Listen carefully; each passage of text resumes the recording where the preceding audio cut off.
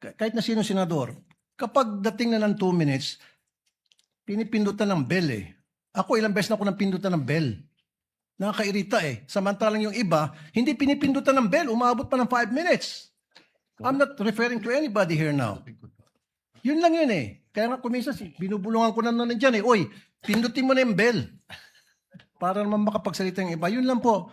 Wala na akong tinutukoy dito. Dapat maging fair tayo yung sa nagpipindot ng bell. Pag sinabing 2 minutes regardless kahit na sinong senador yan. Thank you. The clerk of court is instructed to kindly relate to the bell ringer to kindly be consistent in doing the polite reminder to the senator judges with respect to the time allowed. Presiding Senator officer. Judge Cayetano Alan. No, I take the